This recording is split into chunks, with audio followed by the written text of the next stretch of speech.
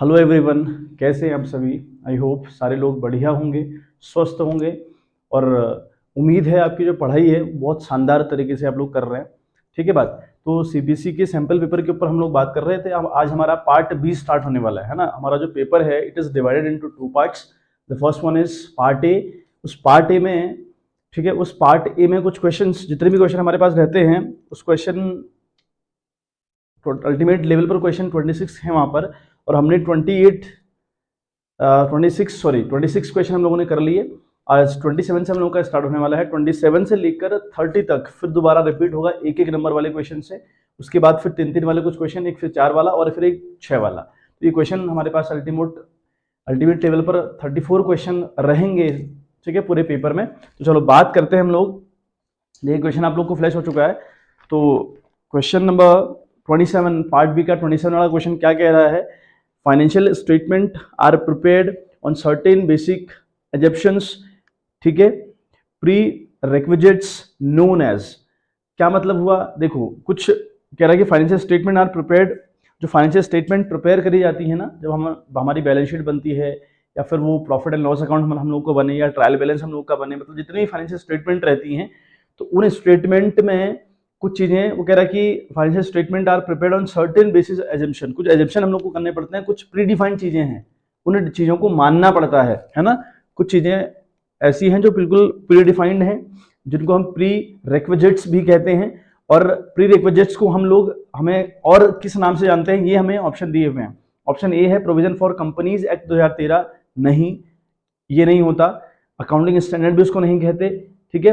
फिर सी वाला जो ऑप्शन है, this is the correct option, postulate उसको हम कहते हैं, ठीक है। उसको पॉस्टुलेट्स वो कहलाते हैं जो प्री एजम्पशन वाली चीजें हैं, ठीक है, या जिन्हें प्री रिक्विजिट्स बोल रहे हैं।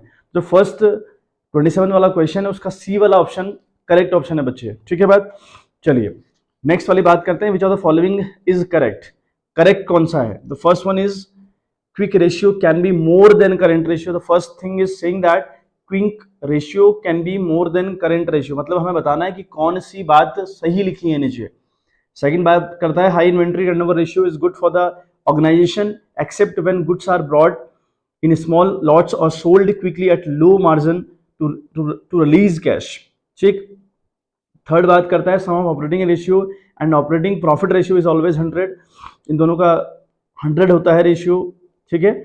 और तीन बातें हम लोग को दे रखी हैं, ऑप्शन दे रखा है all are correct, only first and third are correct. C option है only second and third are correct. D option है only first and second are correct. तो बात कर लेते हैं इसके फिर कौन सी बात सही कही है। तो पहली बात कह रहा है कि quick ratio can be more than the current ratio. देखो हमें पता है भाई दो चीजें होती है, देखो एक तो करंट रेशियो है, ठीक है।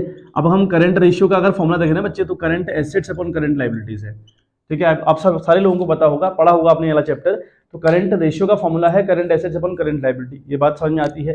चलिए अब जब हम क्विक रेशियो निकालते हैं ना, जब हम क्विक रेशियो निकालते हैं, एसिड टेस्ट रेशियो भी इसको कहते हैं, जब हम क्विक रेशियो निकाल रहे होते हैं तो वहां पर एक बात हमने देखी होगी कि जो करंट एसेट्स है उस करंट एसेट से कुछ चीजें माइनस होती हैं।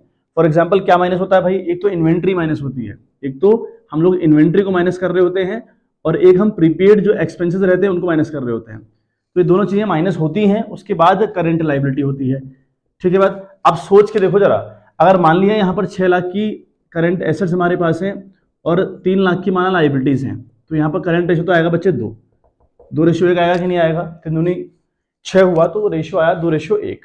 अब मान लिया या फिर यहाँ पर हम करंट एसेट्स कह रहे हैं भाई 6 लाख रुपए है, इन्वेंट्री मान लेते हैं 50,000 रुपए की है, और प्रीपेड हम मान ले रहे हैं भाई 50,000 रुपये ये भी है, तो अल्टीमेट लेवल पर ये आएगा 5 लाख रुपए, है ना। ये आएगा 5 लाख और अपॉन यहाँ पर रहेगा 3 लाख। अब बताओ, कह रहा है कि अब ये ऐसा पॉसिबल है, वो क्वेश्चन कह रहा था कि जो स्टेटमेंट है ना वो कह रही थी कि quick ratio can be more than the current ratio. अब बताओ क्विक रेशियो करंट रेशियो से ज्यादा आ सकता है, पॉसिबल ही नहीं है साहब, है ना। क्यों, क्योंकि इन्वेंट्री और प्रीपेड एक्सपेंसेस लेस हो जाया करेंगे, अगर लेस होंगे तो भाई ये अमाउंट तो ऊपर वाला कम हो जाएगा और नीचे वाला अमाउंट सेम रहेगा, तो रेशियो बढ़ेगा कहां से, रेशियो तो घट जाएगा, है ना। तो क्विक रेशियो करंट से कभी भी ऊपर नहीं आ सकता, जितना भी करंट है उससे क्विक कम ही रहेगा, ये बात कंफर्म है। तो जो पहली स्टेटमेंट है ना बच्चे, वो तो स्टेटमेंट गलत है कि quick ratio can be the more than the current ratio, no it's not possible. तो ये जो पहली स्टेटमेंट है बेटा वो तो गलत आ गई। बात करें सेकंड जो बात हमसे करी थी ना क्वेश्चन ने, सेकंड बात क्वेश्चन ने करी है that high inventory turnover ratio is good for the organisation. बात करते हैं, देखो इन्वेंट्री टर्नओवर रेशियो के ऊपर हम लोगों ने बात करी। इन्वेंट्री टर्नओवर रेशियो की अगर हम बात करें, ठीक है बात, मैं शॉर्ट मैं आपको हल्का समझाऊं, फ्लैशबैक करवाऊं आपका। तो इन्वेंट्री टर्नओवर रेशियो का मतलब होता है कि आप कितनी इन्वेंट्री ले रहे हैं और उनको तुरंत मार्जिन के हिसाब से बेच दे रहे हैं। तो ये पता करने का काम हुआ इन्वेंट्री टर्नओवर रेशियो का। इन्वेंट्री टर्नओवर रेशियो है ना, कितनी आप इन्वेंट्री खरीद रहे हैं, कितने गुड्स आप खरीद रहे हैं और कितने मार्जिन पर आप सामने वाले को उसको बेच रहे हैं, ये इन्वेंट्री टर्नओवर रेशियो कहलाता है। ठीक है बात, ये अगर हाई हो, है ना, इसकी बात अगर हम पहले थोड़ा सा बात करें, अगर ये हाई है ना बेटे तो बहुत शानदार बात है। अगर कंपनी का इन्वेंट्री टर्नओवर रेशियो बहुत बढ़िया लेवल पर हाई है तो ये बहुत शानदार बात है। ठीक है बात, मतलब आप बहुत सारी गुड्स खरीदते हैं और उन्हें तुरंत आप अच्छे खासे मार्जिन पर बेच रहे हैं, इसका नाम हुआ इन्वेंट्री टर्नओवर रेशियो। इसको पता करने का नाम हुआ इन्वेंट्री टर्नओवर रेशियो। अगर ये हाई है बहुत शानदार बात है, कोई दिक्कत परेशानी नहीं है। लेकिन आगे बात उसने कही है, ठीक है बात, उसकी पूरी बात हम सुन लें कि पूरी बात वो कह क्या रहा है। तो अगली बात उसने करी कि high inventory turnover ratio is good for the organisation. बिल्कुल सही बात है, इन्वेंट्री टर्नओवर रेशियो अगर हाई होगा कंपनी का तो बहुत शानदार बात है। लेकिन तो उसने एक बात आगे कही है, except when goods are bought in small lots और sold quickly at low margin to release cash. ठीक है, मतलब जो इन्वेंट्री टर्नओवर रेशियो अगर ये हाई है बहुत शानदार है, लेकिन तब ये अच्छा नहीं है बेटा, ये तब बिल्कुल भी अच्छा नहीं है जब आप बहुत कम लॉट पर गुड्स खरीद रहे हो, बहुत कम लॉट्स पर आप गुड्स खरीद रहे हो। ठीक है, और क्या कर रहे हैं उसके बाद आप लोग सॉरी, ठीक है, तो आप क्या कर रहे हैं बेटा, गुड्स आप लोग खरीद रहे हैं और बहुत लो मार्जिन पर आप इसको बेच दे रहे हैं। तो ऐसा नहीं करना है। अगर लो मार्जिन पर आप गुड्स बेचेंगे, ठीक है, तो लो मार्जिन पर अगर आप गुड्स बेचेंगे बच्चे तो ये सही बात नहीं है ना, ये बिल्कुल अच्छा नहीं है किसी कंपनी के लिए कि खूब सारी लॉट्स में गुड खरीदी जाए और बहुत जल्दी में बहुत कम मार्जिन पर बेच दी जाए। तो बेटा ऐसे तो रेशियो गड़बड़ा जाएगा, पूरी दिक्कत आएगी फर्म को कि आप बहुत ज्यादा गुड्स खरीद रहे हैं और कम मार्जिन पर बेच रहे हैं। तो अगर ऐसा करेंगे तो आपको लॉस हो जाएगा, है ना, और लॉस अगर आपको होगा तो उस टाइम पर अगर आपका इन्वेंट्री टर्नओवर बहुत हाई है ना, बहुत कम, इस केस में तो ये बिल्कुल सही नहीं है। तो जो पहला जो स्टेटमेंट है वो तो गलत था, लेकिन जो दूसरा स्टेटमेंट है बेटा वो बात बिल्कुल सही कर रहा है, एकदम परफेक्ट बात कर रहा है। ठीक है बात, चलिए, सो सेकंड हमारा सही हो गया। बात करें थर्ड वाले की, sum of operating ratio and operating profit ratio is always 100। ये आपने देखा होगा, थ्योरेटिकल पार्ट है, बिल्कुल सही बात है। जो ऑपरेटिंग रेशियो है और जो ऑपरेटिंग प्रॉफिट रेशियो है, इन दोनों को अगर आप प्लस करिएगा ना तो इनका सम हमेशा 100 आता है। इस बात को लिख लीजिएगा कहीं पर, ये बात बहुत इंपॉर्टेंट है और बहुत शानदार बात है। तो ये भी सही बात है। तो यानी अब जो हमारा ऑप्शन हुआ ना, ऑप्शन नंबर सी में लिखा है only second and third are correct, जो सेकंड और थर्ड है वो करेक्ट है। तो बिल्कुल सही बात है। इसका तीसरा नंबर का जो ऑप्शन है वो सही ऑप्शन है, इस पर आप क्लिक करिएगा।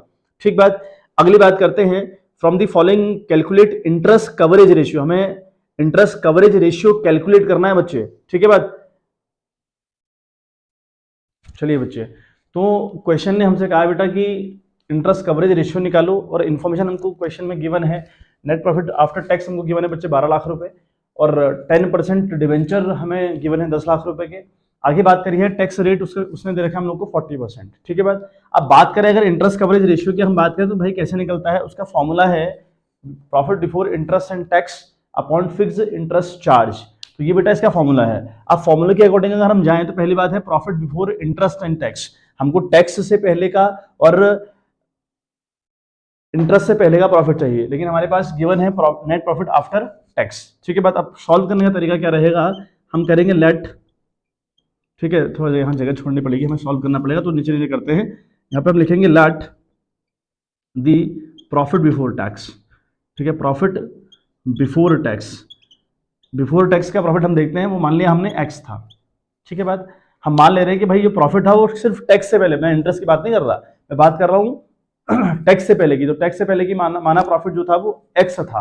ठीक है बात, अब देखिए, अब अगर 40% लेस करने के बाद प्रॉफिट आया ना, अगर हम देखो टैक्स का इस पर जो परसेंटेज गया होगा, जो इंटरेस्ट गया होगा, है ना, जो टैक्स गया होगा, टैक्स कितना गया होगा, देखो एक्स का 40% टैक्स गया है अपॉन 100, मतलब ये हो गया आपका 40x अपॉन 100। ठीक बात, यानी जो टैक्स आपने दिया वो 40% दिया ना अपने प्रॉफिट का, तो 40% देने के बाद आपका 40x अपॉन 100 आपने टैक्स दे दिया होगा। अब जो रिमेनिंग प्रॉफिट है ना, अब हम निकालें जो प्रॉफिट बिफोर टैक्स है, बिफोर टैक्स देखें, ठीक है, प्रॉफिट बिफोर देखें अगर हम कितना आ रहा है, देखो तो ये बिफोर नहीं आफ्टर, सॉरी ये बिफोर नहीं आएगा, आफ्टर आएगा, तो प्रॉफिट आफ्टर टैक्स है ना। अब देखो एक्स हमारे पास था प्रॉफिट, उसमें से हमने 40x/100 दे दिया, तो टैक्स के बाद हमारा जो प्रॉफिट बचा बच्चे वो बचेगा, ठीक है। देखो इसका एलसीएम अगर हम इसके नीचे 1 लगा दें ना, तो एलसीएम लेना पड़ेगा, 100 एलसीएम आएगा, तो जितनी इसको 100 बनाने के लिए 1 को 100 बनाने के लिए हमें 100 बार मल्टीप्लाई करना पड़ेगा, तो ऊपर भी हम 100 बार मल्टीप्लाई करेंगे, ये बन जाएगा 100x। 100x से 40x गया तो बचा 60x, तो 60x/100 हमारा प्रॉफिट आफ्टर टैक्स जो आना चाहिए ना, वो 60x/100 आएगा। हमें प्रॉफिट आफ्टर टैक्स देखो कितना दे रखा है, 12 लाख रुपए। अब यहाँ पर हम कैलकुलेट देखो कैसे करेंगे, देखो अब यहाँ हमारा जो आया वो आया 60x/100 आया, लेकिन इनका कितना रखा बच्चे, इनका रखा 12 लाख रुपए। तो देखते हैं ये कितना था अल्टीमेट लेवल पे, 12 लाख को यहाँ रखिएगा, इसके नीचे आप 1 लगाएंगे तो ये हो जाएगा 60x, ठीक है, ये आपका क्रॉस मल्टीप्लाई होकर 60x हो जाएगा, और ये आपका 12 लाख तो ही है ना, 1 2 3 4 5 जीरो थे, इसके पास 2 जीरो वाले आ गए, तो 7 जीरो हो गए, 1 2 3 4 5 6 7, ठीक है। बात करें अगर x अपॉन यहाँ रखेंगे, फिर वही 1 2 3 4 5 6 7 अपॉन करेंगे 60, जीरो से जीरो कैंसिल होगा, एक ये वाला, ठीक है। उसके बाद होगा 6 दूना 12, ये कटेगा, तो अल्टीमेट लेवल पर जो x की वैल्यू आ रही है वो 20 लाख रुपए आ रही है, ठीक है, वो आ रही है आपके बच्चे 20 लाख रुपए। यानी जो प्रॉफिट, ठीक है, जो प्रॉफिट हमारा आया ना कब, आफ्टर टैक्स, वो कितना आया बच्चे, 12 लाख हमको दिया था, लेकिन हम अगर बात करें बिफोर की, जो बात करेंगे भाई एक्स की वैल्यू आ गई 20 लाख रुपए, तो हमने एक्स माना था किसको, let the profit before tax माना था हम लोगों ने एक्स, तो हमारा जो प्रॉफिट था टैक्स देने से पहले वो 20 लाख रुपए रहा होगा, ठीक है, तो प्रॉफिट हमारा 20 लाख रुपए आ गया। अब सुनिए, ठीक है, ये तो था सिर्फ टैक्स देने से पहले। अब बात करें डिबेंचर है भाई 10 लाख रुपए के, डिबेंचर अगर 10 लाख रुपए के हैं तो इस पर देखिए आप जरा एक बात, अगर डिबेंचर 10 लाख रुपए के हैं तो डिबेंचर पर 10% का इंटरेस्ट भी तो दिया जाएगा, कह रहा ना, क्योंकि भाई 10% वाले डिबेंचर है, तो मतलब कि 10 लाख अगर हम निकालेंगे, ठीक है तो जो 10 लाख रुपए का डिबेंचर है उसका 10% निकालेंगे तो आएगा 1 लाख रुपए, ठीक है वो आएगा बच्चे आपका, चलिए बच्चे सॉरी थोड़ा सा गलती हो पड़ी है, डिबेंचर 10 लाख के नहीं 1 करोड़ रुपए के डिबेंचर है, ठीक है तो 1 करोड़ का अगर आप 10% निकालिएगा बच्चे तो वो 10 लाख रुपए आएगा, अगर आप 1 करोड़ का 10% निकालिएगा तो वो 10 लाख रुपए आएगा, ठीक है। डिबेंचर 1 करोड़ के है तो 10% उस पर इंटरेस्ट रहेगा तो आएगा बच्चे 10 लाख रुपए, ठीक बात। अच्छा अब देखो 10 लाख रुपए अगर ये इंटरेस्ट है ना, इंटरेस्ट पर डिबेंचर 10 लाख रुपए था, तो हमें क्या चाहिए, profit before interest and tax. अब प्रॉफिट बिफोर टैक्स तो हमारा 20 लाख रुपए था, इंटरेस्ट भी पे कर दिया होगा पहले डिबेंचर पर 10 लाख रुपए, तो अगर उसको भी हम ऐड कर लें तो हमारा जो profit before interest and tax होगा वो 30 लाख रुपए रहा होगा, ठीक है आई होप बात क्लियर हुई होगी, ठीक क्या कह रहा हूं तो दोबारा सुनिए, जो 20 लाख रुपए आपका है ना, 20 लाख तो आपका जो प्रॉफिट आया वो बिफोर टैक्स आया, लेकिन आपने इंटरेस्ट भी तो दिया होगा ना, तो 10 लाख रुपए इंटरेस्ट भी दिया होगा, तभी तो आपका प्रॉफिट इतना रिड्यूस हो गया। अब वो प्रॉफिट पर जो इंटरेस्ट आपने दिया उस टाइम पे, जो ये इंटरेस्ट आपने दे रखा है 1 करोड़ पर 10% का 10 लाख रुपए हैं, तो वो भी दोबारा ऐड होगा, तो हमारा जो profit before interest and tax रहा होगा प्योर वाला प्रॉफिट, वो हमारा 30 लाख रुपए रहा होगा। और फिक्स इंटरेस्ट चार्ज की बात करें तो फिक्स इंटरेस्ट चार्ज का मतलब क्या हुआ, डिबेंचर 1 करोड़ रुपए के, उन पर 10% का चार्ज, मतलब हुआ ये अल्टीमेट लेवल पर 10 लाख रुपए, ये अल्टीमेट लेवल पर हुआ बच्चे 10 लाख रुपए। तो देखो अभी सारे जीरो कट रहे हैं आपस में, तो इसका आ रहा है 3:1, तो 3:1 नहीं आता, ये टाइम्स में आता है, तो इसको हम लिखेंगे 3 टाइम्स। तो अगर आंसर जो भी इसका 3 टाइम्स वाला ऑप्शन है वो करेक्ट ऑप्शन है बच्चे, ठीक है तो इसमें हम देखें तो B1 ऑप्शन जो है वो बिल्कुल करेक्ट ऑप्शन है, ठीक है। तो इसका स्क्रीनशॉट आप लोग ले लीजिए, इसे सॉल्व कर ही आपको एग्जाम में दिखाना पड़ेगा, तभी आपके मार्क्स आएंगे, भले वो 1 नंबर का क्वेश्चन है लेकिन थोड़ा सा दिमाग लगाना है उसमें अच्छे से, ठीक है तो चलो नेक्स्ट वाला क्वेश्चन हम लोग करते हैं।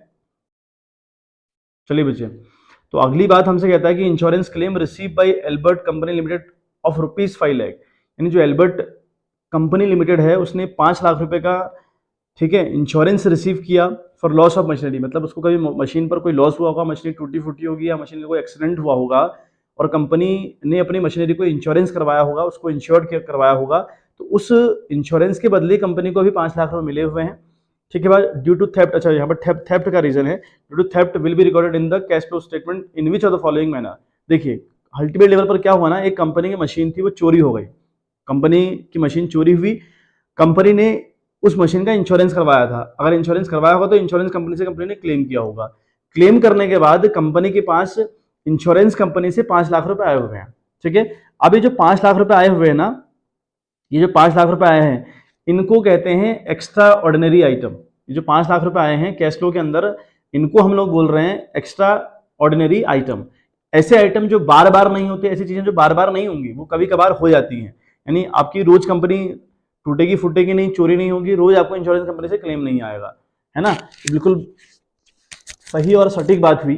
तो अब जो ये 5 लाख रुपए आया, इसका हम ट्रीटमेंट कौन कौन सी एक्टिविटी में करेंगे, ये हमको बताना है, ठीक है बात। तो जितने भी एक्स्ट्रा ऑर्डिनरी आइटम हैं वो ऑपरेटिंग एक्टिविटी में लेस किए जाते हैं, ठीक है। जब हम प्रॉफिट की कैलकुलेशन करते हैं ना, तो वहां पर हम इनको ऐड और लेस करने का काम करते हैं। अगर माना वो प्रॉफिट की नेचर ऐड होने की है तो ऐड करेंगे, लेस होने की तो लेस करेंगे। तो ये हम लोगों ने सीखा था अच्छे से, आई होप आपने वो चैप्टर अच्छे से पढ़ा हो, ठीक है। तो पहला ऑप्शन हमारे पास है एडेड अंडर ऑपरेटिंग एक्टिविटी।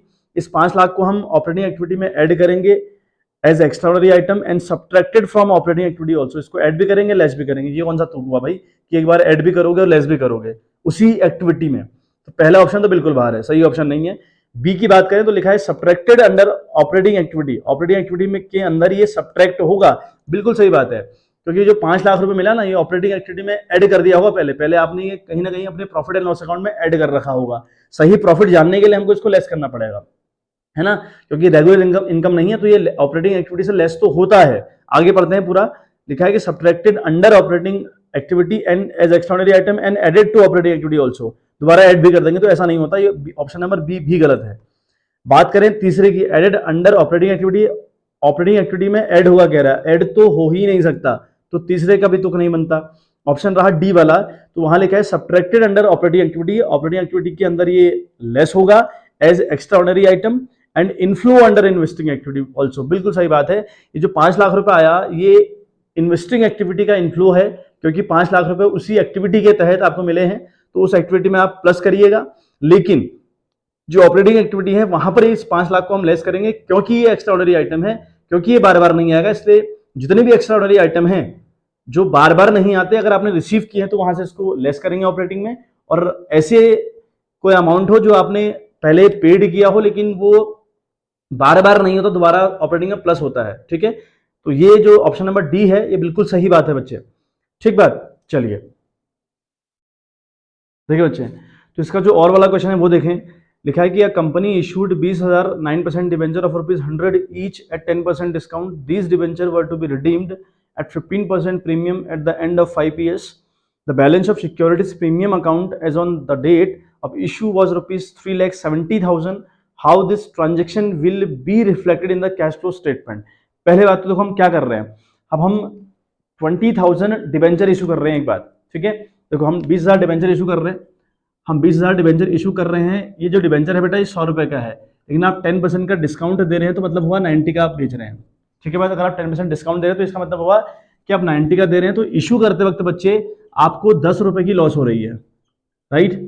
एक बात तो ये हो गई, ठीक है। बहुत सिंपल सा क्वेश्चन है। 20,000 डिबेंचर आप इशू करने जा रहे हैं, 100 रुपए का डिबेंचर था, वो 10% का आप डिस्काउंट अलाउ कर रहे हैं, तो मतलब आप 90 का बेच रहे हैं। अगर आप 100 की चीज 90 में बेच रहे हैं तो आपको अल्टीमेट लेवल पर 10 का लॉस हुआ है, ठीक बात। बाद में कहा है कि जब ये रिडीम होगा ना, जो 100 रुपए का रिडीम होगा डिबेंचर, भाई था तो 100 रुपए का, लेकिन वो रिडीम होगा 15% के प्रीमियम पर, मतलब 100 के बदले आपको देने पड़े 115 रुपए। ये तो मतलब हुआ, यही मतलब हुआ ना, 15% के प्रीमियम पर अगर वो रिडीम होगा, यही मतलब हुआ कि आपको 100 के बदले 115 रुपए चुकाने पड़ेंगे। अगर ऐसा है तो फिर आपको 15 रुपए का लॉस हुआ, 15 रुपए का लॉस आपको फिर से हुआ बच्चे, ठीक है। तो अल्टीमेट लेवल पर आपको 15 का लॉस फिर हुआ। अब सुनिए, इशू करते वक्त देखो कितना लॉस हुआ, 10 रुपए का लॉस इशू करते वक्त है, और 20,000 डिबेंचर पर, तो 2 लाख का लॉस तो आपको हुआ इशू करते वक्त, ठीक बात। उसके बाद 15 का लॉस आपको हुआ रिडीम करते वक्त, 20,000 डिबेंचर 15 दूनी 30, तो 3 लाख रुपए का लॉस आपको यहां हुआ। तो अल्टीमेट लेवल पर बच्चे आपको हुआ लॉस हुआ आपको 5 लाख रुपए का, ठीक है बात। 5 लाख का आपको लॉस हुआ। अब आपके जो एसपीआर में बैलेंस था बच्चे, जो आपके एसपीआर में बैलेंस था वो था आपका कितना, 3,70,000 हमको दिया है कि भाई 370 आपके एसपीआर का बैलेंस है। अब सुनिए, अब जब हमको लॉस होता है ना, कभी हम शेयर को इश्यू करने बैठे हैं तो लॉस हो, या फिर हमको रिडीम करते वक्त की लॉस हो, तो इसका जो फॉर्मूला है वो है SCP, ठीक है, स्प्राइट कोक एंड पेप्सी। मतलब हुआ सबसे पहले आप इसको एसपीआर से रिकवर करेंगे, अगर नहीं हो पाएगा तो आप कैपिटल रिजर्व से इसको रिकवर करेंगे, नहीं हो पाएगा तो प्रॉफिट एंड लॉस से आप इसको रिकवर करेंगे। अब प्रॉफिट एंड लॉस अकाउंट और कोक और एफ या स्प्राइट यानी एसपीआर की बात अगर हम करें तो भाई हमने एसपीआर में दिया 370, तो 5 लाख की जो लॉस हुई उसमें से 370 तो हम यहां से रिकवर कर लेंगे, बचा हमारे पास 1,30,000 रुपए, हाँ है ना, जिसको हम रिकवर फिलहाल यहां से नहीं कर पा रहे। ये तो मतलब हुआ 370 का एसपीआर था तो 5 लाख का अमाउंट का लॉस हुआ, 5 लाख का जो अमाउंट का लॉस था वो 370 तो मैंने कवर कर लिया एसपीआर से, बचा 31। इस 31 की अब बारी आएगी कैपिटल रिजर्व से, कोक से। अब कोक मेरे पास अवेलेबल नहीं है क्योंकि क्वेश्चन में गिवन नहीं, तो कोक अगर नहीं अवेलेबल हो तो फिर तो प्रॉफिट एंड लॉस अकाउंट तो है ही है, वो तो है ही है, वो दिया हो ना दिया हो तो अंडरस्टूड कंडीशन है। तो ये प्री एजम्पशन हुआ, इसी को प्री एजम्पशन, इसको पोस्टुलेट बोलते हैं अकाउंट के अंदर कि भैया ये तो करना ही करना है। तो 1,30 का मामला आप यहां से रिकवरी करने का काम करेंगे, ठीक बात। तो 1,30 की रिकवरी आप लोग करेंगे प्रॉफिट एंड लॉस अकाउंट से, ठीक बात। ये अल्टीमेट लेवल पर बात हुई है। अच्छा, और कंपनी ने जब ये डिबेंचर इशू किए तो कितना फंड कमाया, तो भाई 20,000 डिबेंचर कंपनी ने इशू किए 90 रुपए में, था तो 100 रुपए का लेकिन 90 रुपए में इशू किए। तो कंपनी के पास 9 दूनी 18, ये हो गया 1 2 3 4 5, तो 18 लाख रुपए का मामला रहा। तो कंपनी ने 18 लाख रुपए कमाए हैं। अगर कंपनी ने डिबेंचर इशू करने से 18 लाख रुपए कमाए हैं तो बच्चे ये 18 लाख रुपए फाइनेंशियल एक्टिविटी में ऐड होंगे। क्वेश्चन ने पूछा ना कौन सी एक्टिविटी में पैसा जाएगा, तो 18 लाख रुपए तो हम फाइनेंशियल एक्टिविटी में ऐड करेंगे, ये तो बिल्कुल कंफर्म बात है। मतलब ये इनफ्लो ऑफ कैश है इन the under the financial activity. लेकिन ये जो 1,30 है ना, इस 1,30 का हमने क्या किया होगा, 1,30 हमने कहां से रिकवरी करी, इसकी प्रॉफिट एंड लॉस अकाउंट से, ठीक है। रिकवरी हमने कर दी, लेकिन एक्टिविटी कैसी हुई, ऑपरेटिंग एक्टिविटी है ये ऑपरेटिंग एक्टिविटी थोड़ी, ये नॉन ऑपरेटिंग एक्टिविटी है। मतलब ये एक्टिविटी ऑपरेटिंग नहीं है, ये आपका काम थोड़ी है, ये आपका काम नहीं है। तो जो नॉन ऑपरेटिंग एक्टिविटी होती हैं वो दोबारा ऑपरेटिंग एक्टिविटी में प्लस होती है बेटा, वो ऑपरेटिंग एक्टिविटी के अंदर प्लस होगी। क्यों? क्योंकि जो 1,30 था हमने पहले पेमेंट कर दी होगी, मतलब रिकवरी की, लॉस दिखाया होगा ना, पेमेंट करी नहीं लेकिन लॉस तो दिखाया ना, तो लॉस दिखाने से हमारा प्रॉफिट कम हो गया होगा, ठीक बात। अब अगर प्रॉफिट कम हुआ है वो एक ऐसे अमाउंट से कम हुआ है जो हमारी एक्टिविटी थी ही नहीं, तो ये एक्टिविटी ठीक है, आप लॉस को दिखाइए, रिकवरी करिए, बहुत सही है। लेकिन जब हम कैश फ्लो स्टेटमेंट बनाते हैं तो उसके कुछ नियम हैं, तो उन नियम के तहत ये है कि जो ये 1,30 खर्चा आपने दिखाया है ये नॉन ऑपरेटिंग एक्टिविटी का है, तो इसलिए दोबारा ऑपरेटिंग एक्टिविटी के अंदर प्लस होगा, एक बात। दूसरा, ये 18 लाख रुपए फाइनेंशियल एक्टिविटी में प्लस होगा, तो ये पूरा पूरा रहेगा इसका मामला। तो देखें इसकी कौन सा ऑप्शन इसका सही है, तो इसका तो बी वाला ऑप्शन, सॉरी नॉट बी वाला, सी वाला ऑप्शन आप देखिए, उसमें लिखा है added ₹1,30,000 under operating activities as loss on issue of debenture, return of and inflow of 18 lakh रुपए अंडर फाइनेंशियल एक्टिविटी। तो सी वाला ऑप्शन बच्चे बिल्कुल इसका सही हुआ, ठीक है बात। चलिए बच्चे अगला क्वेश्चन समझिए आप लोग। कह रहा है कि from the following information find out the inflow of cash by sale of office equipment. मतलब ऑफिस इक्विपमेंट को सेल करने के बाद कंपनी ने कितना कैश कमाया है ना, या कितना इनफ्लो ऑफ कैश हुआ अंडर दी इन्वेस्टिंग एक्टिविटी, हम लोग को पता करना है। ऑफिस इक्विपमेंट हम लोग को दे रखे हैं 2 लाख रुपए के और 3 लाख रुपए के। एडिशनल इन्फॉर्मेशन की अगर हम बात करें तो हमें दिया है depreciation for the year 2021-22 was ₹40,000 रुपए। परचेज ऑफ ऑफिस इक्विपमेंट, ठीक है, during the year of ₹30,000। Part of the office equipment sold at a profit of 12,000 पर हमने बेचा है। तो अल्टीमेट लेवल पर हमारा जो इनफ्लो ऑफ कैश हुआ अंडर द इन्वेस्टिंग एक्टिविटी वो हमारा 1 लाख है, पहला ऑप्शन। बी ऑप्शन है 1,02,000, सी वाला ऑप्शन है 90,000 और डी वाला ऑप्शन है 1,12,000। तो हम लोग को पता करना है कि हमें ऑफिस इक्विपमेंट बेचने के बाद कितना इनफ्लो ऑफ कैश हुआ, ठीक है। बात करते हैं, चलिए बात, चलिए समझें एक बार। तो ऑफिस इक्विपमेंट हमको दिया है ऊपर भाई, 22 में वो 2 लाख रुपए का था, 21 में वो 3 लाख रुपए था। 21 वाला हुआ हमारे लिए ओपनिंग और 22 वाला हुआ हमारे लिए क्लोजिंग बैलेंस, ठीक है बात। अच्छा, इसके बाद हमें ये इन्फॉर्मेशन अलग से दे दी नीचे कि भाई डेप्रिसिएशन काटा गया 40,000 रुपये, परचेज किया गया ऑफिस इक्विपमेंट को 30,000 रुपये का एक नया हमने खरीदा हुआ है, और एक पार्ट हमने सेल कर दिया कितने में भाई 12,000, मतलब 12,000 के प्रॉफिट पर हमने ऑफिस इक्विपमेंट का एक पार्ट सोल्ड आउट किया है 12,000 के प्रॉफिट पर, ठीक बात। अब हमें एक बात याद होनी चाहिए, कैश फ्लो के अंदर जो इन्वेस्टिंग एक्टिविटी रहती है ना, उसमें अगर किसी मशीन की जानकारी हो, किसी बिल्डिंग की जानकारी हो, या किसी भी एसेट्स की जानकारी हमको दी हो और उसकी जानकारी नीचे यानी बैलेंस शीट के साथ साथ नीचे एडिशनल इन्फॉर्मेशन में भी गिवन हो, अगर ऐसा कुछ है, यहाँ ऐसा ही गिवन है, तो भाई हमें उस पर्टिकुलर हेड का अकाउंट खोलना पड़ता है। ये बात हमारे माइंड में बिल्कुल क्लियर होनी चाहिए, ठीक बात। अब जो ऑफिस इक्विपमेंट दोनों चीजें दी है ना, ये दोनों वैल्यूज मेरे किसी काम की नहीं है, ये मेरे दोनों द्वारपाल हैं। द्वारपाल इन द सेंस ये मेरा ओपनिंग बैलेंस है, ये मेरा क्लोजिंग बैलेंस है। ठीक बात, ओपनिंग बैलेंस है भाई, अब एसेट्स अकाउंट है तो एसेट्स हमारा डेबिट बैलेंस के साथ आकी जाती है, तो हम 2 से स्टार्ट इसको करते हैं। तो हम लिखेंगे टू बैलेंस बी डी। तो बी डी हमारा हुआ भाई 3 लाख रुपए। ठीक है बात, ओपनिंग बैलेंस हुआ 3 लाख रुपए। ऐसे ही एक जगह यहां लिख देंगे बाई बैलेंस सी डी, कितना भाई 2 लाख रुपए। तो ये हमने पहला काम तो ये किया, मतलब ये वैल्यूज मेरे किसी काम की नहीं, दोनों द्वारपाल, एक इस द्वार पर खड़ा, एक उस द्वार पर खड़ा। ठीक बात, अब जो नीचे की इन्फॉर्मेशन है वो पढ़ें। डेप काटा है 40,000 रुपए, तो अगर डेप काटा है तो डेप हम बाई साइड काटने का काम करते हैं, तो लिखेंगे बाई डेप्रिसिएशन अकाउंट 40,000 रुपये। ठीक है बात, ये भी हमने कर लिया। फिर कहा है कि परचेज करी है भाई, आपने परचेज करी है 30,000 रुपये की, अगर परचेज करी है तो टू साइड हम उसकी एंट्री करते हैं, टू बैंक करके हम लिखेंगे टू बैंक। तो टू बैंक अकाउंट हमने किया 30,000 रुपये का। ठीक है बात, अच्छा फिर कहानी कही है कि पार्ट ऑफ मशीनरी थी जिसको 12,000 के प्रॉफिट पर बेचा गया, बच्चे 12,000 के प्रॉफिट पर उसको बेचा गया। अगर 12,000 के प्रॉफिट पर बेचा गया तो प्रॉफिट की जो एंट्री है वो टू साइड करी जाती है, लॉस की एंट्री बाई साइड करी जाती है। ठीक है बात, तो करेंगे to profit and loss account, है ना, या फिर statement of profit and loss account भी आप लिख सकते हैं। तो आपको 12,000 का प्रॉफिट होगा बच्चे अल्टीमेट लेवल पर। तो ये है कहानी। ठीक बात, ये हमारी अल्टीमेट लेवल पर बन गई कहानी। ठीक, अब देखें तो अब हमारा देखो कितना कहाँ कम पड़ रहा है।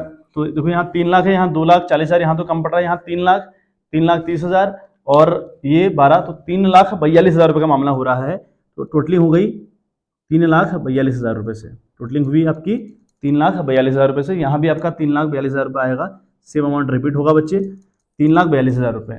अब 3,42,000 से अगर हम 2,40,000 घटा दें ना, देखो 3,42,000 हमारे पास था और 2,40 यहाँ आ रहा है बैलेंस, अगर हमें घटा दें तो देखो 0, 2 और यहाँ 1, यानी 1,02,000 बच रहा है। और 1,02,000 अगर बच रहा है इस साइड, है ना, 1 लाख हमारा आ रहा है, 1,02,000 बैलेंस इस साइड बच रहा है, तो हम मानेंगे कि हमने सेल आउट करी होगी मशीन। तो हम लिखेंगे बाई, ठीक है, बाई सेल्स अकाउंट, या हम सेल्स अकाउंट ना लिखे बाई बैंक अकाउंट लिखते हैं, हम लिखते हैं बाई बैंक अकाउंट, हम बैंक अकाउंट कर दें और यहाँ पर नीचे लिखना पड़ेगा आपको कि सेल, ये आपका सेल है, यही आपका बैलेंसिंग फिगर था, यही आपसे क्वेश्चन डिमांड कर रहा था।